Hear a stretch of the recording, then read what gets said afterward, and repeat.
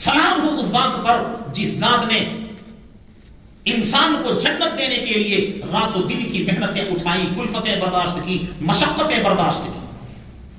سلام اس پر کہ جس نے بادشاہی میں فقیری کی، سلام اس پر کہ جس نے بے کسوں کی دستگیری کی، سلام ہو اس ذات پر کہ جس نے بے کسی کے باوجود لوگوں کی مدد کی ہے، پریشانیوں کے باوجود ایک دوسرے کا سہارا بنے ہیں، مدد کی ہے، معاونت کی ہے، دوسرے کا خیال کیا ہے۔ آج امت کے اندر سے یہ جذبہ کیوں نکل گیا؟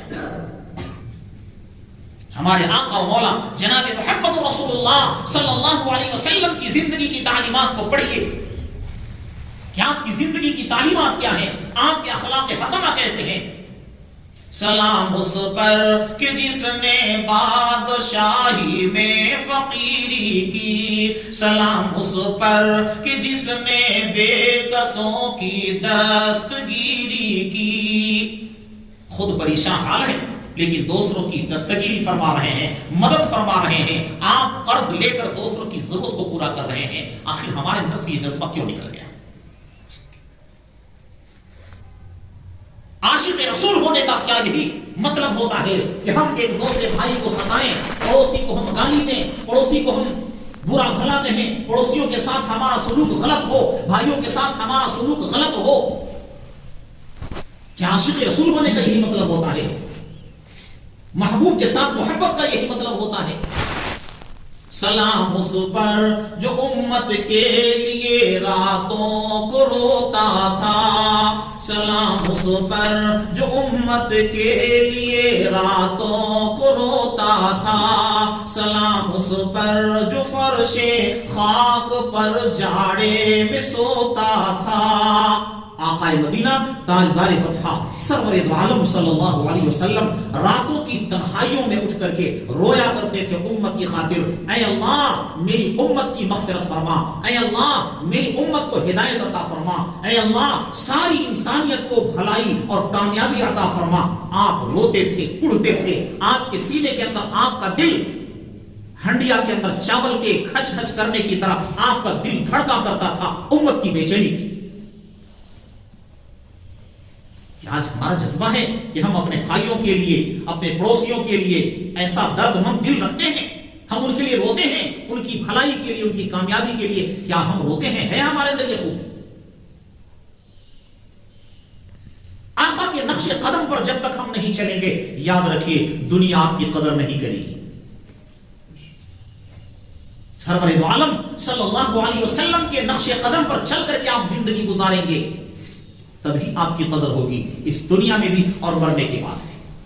آپ نے کلمہ پڑھا ہے لا الہ الا اللہ محمد رسول اللہ، یہ کلمہ یہ وعدہ ہے کہ ہم اپنے بھائی کو گالی نہیں دیں گے، یہ کلمہ وعدہ ہے کہ ہم اپنی بیوی کو نہیں ستائیں گے، یہ کلمہ وعدہ ہے کہ ہم اپنے پڑوسی کو نہیں ستائیں گے، یہ کلمہ وعدہ ہے کہ ہم ایک دوسرے کا حق ادا کریں گے، یہ کلمہ اللہ سے وعدہ ہے کہ ہم اپنی زبان سے، اپنی آنکھ سے، اپنے کام سے، اپنے وجود سے، اپنے جسم کی کسی بھی عضو سے کسی کو تکلیف نہیں دیں گے۔ یہ کلمے کا تقاضا ہے۔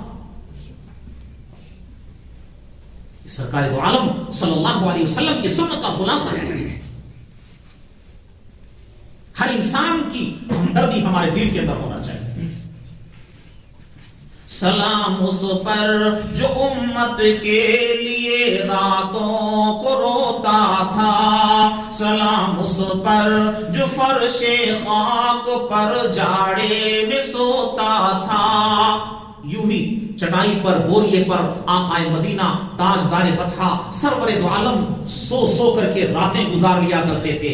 اگر آپ چاہتے تو دنیا کا اعلیٰ ترین گدا آپ کے گھر میں ہوتا ہے،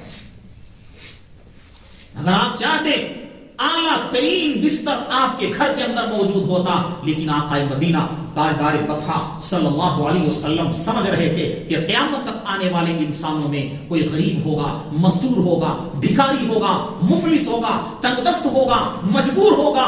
میں محمد سب کا خیال کر کے زندگی گزار کر کے دکھلاؤں گا کہ مجھے امیری پسند نہیں ہے، کیونکہ میری امت میں غریب، مزدور، لنگڑے، لولہے، محتاج اور مفلس بھی ہوں گے، میں اگر مالدار بن کر کی زندگی گزاروں گا تو میری امت کے وہ غریب ترسیں گے کہ کاش کے مال میرے پاس بھی ہوتا۔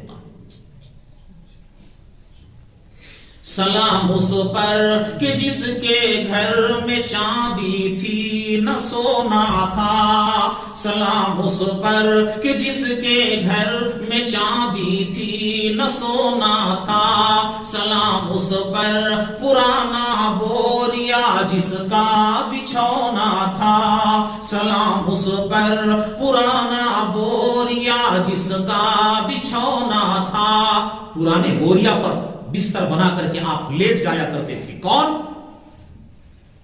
وہ ذات جو تمام نبیوں کے نبی، امام الانبیاء ہیں، ساری انسانیت کے سردار ہیں، جن کے صدقے میں رب ذوالجلال نے آسمان اور زمین کو وجود بخشا اور کہا لولاک لما خلقت الافلاک، اے میرے محبوب اگر آپ کو پیدا کرنا مقصود نہ ہوتا تو میں زمین اور آسمان کو پیدا نہ کرتا۔ کہیے صلی اللہ علیہ وسلم۔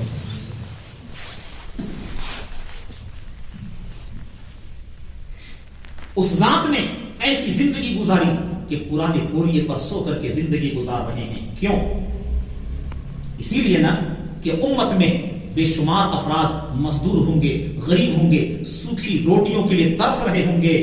اگر محمد مالدار اور ارب خرب پتی ہو کر کے زندگی گزارے گا تو میری امت کا وہ فرد ترسے گا، وہ دولت کے لیے مرے گا۔ یہ زندگی ہمیشہ ہمیشہ کی نہیں ہے، یہ زندگی فانی ہے۔ فرمایا الفقر فخری، محتاج کی میرا فخر ہے۔ فرمایا محتاج کی میرا فخر ہے۔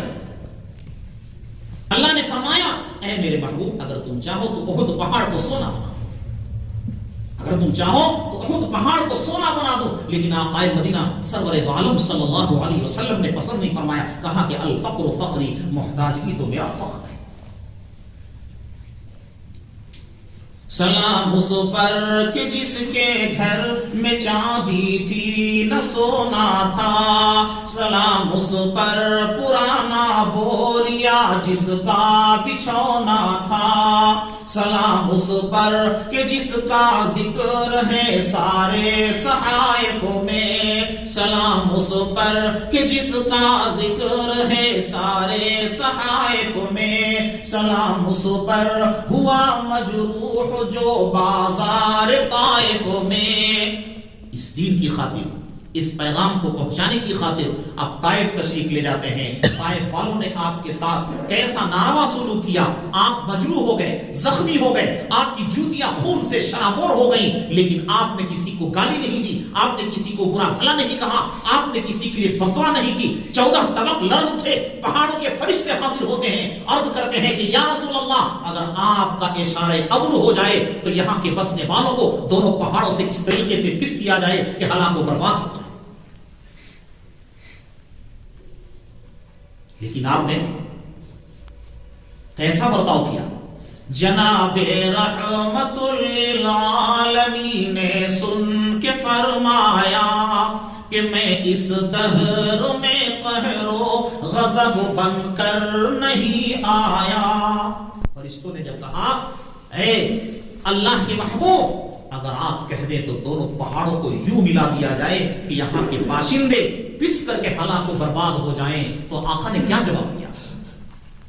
آقا نے فرمایا جناب رحمت للعالمین نے سن کے فرمایا کہ میں اس دہر میں قہر و غضب بن کر نہیں آیا، میں کیوں ان کے لیے قہر الہی کی دعا مانگوں، بشر ہیں بے خبر ہیں کیوں تباہی کی دعا مانگوں۔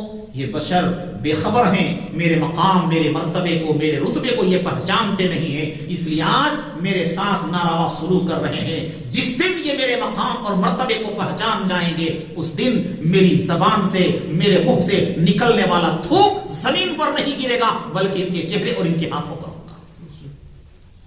اور وقت نے دیکھا کہ صحابہ کرام رضوان اللہ علیہم اجمعین آپ کے منہ سے نکلنے والے لعاب کو اپنے چہرے پر مل لیا کرتے تھے لیکن زمین پر گرنے نہیں دیتے تھے۔ آپ کے جسم سے نکلنے والا خون زمین پر نہیں گرنے دیتے تھے، وہ پی جایا کرتے تھے۔ یہ صحابہ کرام کی شان بیان۔ جب مقام سمجھ میں آیا تو آپ کے جسم سے نکلنے والے خون کو پی جایا کرتے تھے، آپ کے منہ سے نکلنے والا لعاب دہن صحابہ کرام پی جایا کرتے تھے، اپنے چہروں پر تبرکن مل لیا کرتے تھے، اور جب مقام سمجھ میں نہیں آیا تھا تو آپ کی جوتیاں خون سے شراب